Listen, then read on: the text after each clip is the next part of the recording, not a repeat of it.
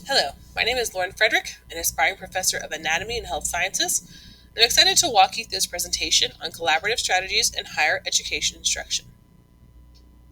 We'll be exploring two core themes. First, how to update curriculum using a collaborative advisory committee, and second, how to resolve one of the most common yet frustrating issues in academia, faculty communication breakdowns. Both of these challenges can be addressed through intentional inclusive collaboration. I've chosen to focus on the Associate of Science and Health Sciences program, where anatomy is one of the key gateway courses. This course lays the foundation for nearly every allied health discipline, including nursing, radiology, respiratory therapy, physical therapy assistance, and more. Given the pace at which healthcare is evolving, especially with diagnostic imaging and simulation based procedures, our current curriculum needs to be reevaluated to ensure students are mastering industry relevant skills. This revision isn't just about updating content, it's about ensuring our graduates are workforce ready. To lead this curriculum revision, I'm proposing the formation of a 3-member advisory committee. The first member is a recent graduate of our program who's now employed in the field. Their first-hand experience navigating our curriculum and transitioning into the workforce gives them a valuable perspective. The second member is a hospital imaging department lead, someone actively involved in training and supervising new hires. Their insight will help us align our anatomical instruction with current imaging technology and expectations. Finally, an accreditation consultant will ensure that all proposed changes are compliant with institutional and industry standards. This combination of practical, experimental, and regulatory perspectives gives us a well-rounded foundation for change. Each member was selected with intention. The imaging lead helps us modernize our lab content and assessments, ensuring we train students to interpret imaging results or connect anatomical structures to procedures they'll see in the field.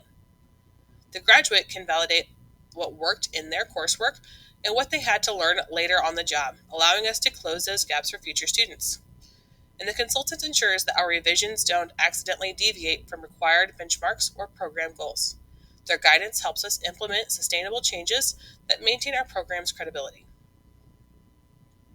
One of the primary collaboration strategies will be monthly shared review cycles using cloud-based tools like Google Docs and Microsoft Teams. I'll create collaborative folders for each unit or module being revised, and committee members will be invited to comment, annotate, and suggest revisions.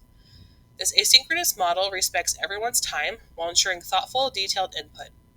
We'll also use commenting guidelines to maintain focus, such as identifying where content lacks industry relevance or where assessments need redesign. Every 3 months, we'll lock revisions to finalize updates before the next round. Alongside written feedback, we'll hold quarterly Zoom working sessions. These 90-minute virtual retreats will be structured into breakout sessions focused on specific themes, like lab redesign, digital tool integration, student engagement, and so forth. We'll use shared whiteboards and polls in real time to discuss priorities and vote on proposed changes.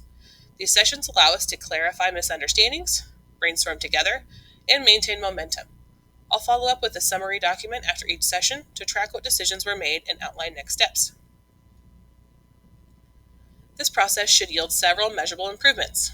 First, we'll introduce at least 3 new clinical modules, for example, basic ultrasound orientation, a 3D digital anatomy unit, and a patient case-based lab report. Second, we'll gather feedback from clinical externship partners to gauge whether students seem better prepared in anatomical concepts and clinical language. And finally, we'll send an annual employer survey to confirm whether graduates are demonstrating the skill sets we have worked to enhance. These outcomes will keep us accountable and data-driven. Now that we've seen how strategic collaboration can enhance curriculum, let's look at another major opportunity for improvement in higher education: streamlining internal faculty communication. At this university, faculty across departments have voiced frustration with last-minute schedule changes, missed policy updates, and inconsistent information channels. This isn't a minor issue. When instructors are unprepared due to communication breakdowns, it affects class continuity, faculty morale, and even student learning. Our goal is to build a sustainable, streamlined communication system that keeps faculty informed, involved, and aligned. The current problem stems from fragmented communication tools. Some updates are emailed, few are posted to a shared drive, and others are discussed informally in meetings. To solve this, we'll develop a centralized communication strategy with 3 goals: ensure timely, consistent updates on policies and schedules, create clear ownership over who communicates what, and use accessible tools that don't require extra training or logins. Ultimately, we want faculty to feel informed, respected, and prepared. This solution involves 3 essential stakeholders. The Faculty Council representative ensures the concerns of instructors are front and center. The Academic Affairs Officer brings authority and insight into institutional policies and scheduling. The instructional technologist will implement and manage the communication tools, making sure they're user-friendly and reliable. Each role ensures that the strategy reflects both top-down leadership and bottom-up usability. Based on research and usability, we'll adopt Microsoft Teams as a central communication hub. Each department will have a dedicated channel for academic updates, emergency alerts, and resource sharing. We'll also integrate Google Calendar for event scheduling, synced with push notifications. Faculty can subscribe to relevant calendars so no one misses a room change or deadline again. This eliminates scattered communication while offering familiar, low-barrier tools. To roll this out effectively, we should start with bi-weekly implementation meetings for 2 months, which will include demo sessions and training. Once the system is active, we would shift to monthly faculty check-ins, where user feedback is gathered and small issues are resolved. Additionally, anonymous surveys will be distributed every semester to measure effectiveness and satisfaction. This process builds an accountability and gives faculty ownership over the system they're using.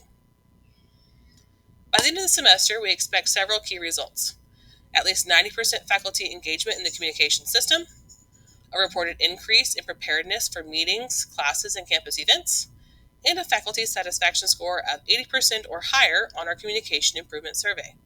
When communication flows clearly, everything from classroom management to cross-department collaboration becomes easier. This plan is rooted in best practices from experts like Stephen Brookfield, who emphasizes the power of democratic collaboration, and from organizational theorists like Peter Senge, who focuses on systems thinking. Guidelines from EDUCAUSE and Quality Matters helped select tools and strategies that are effective and scalable in higher education context.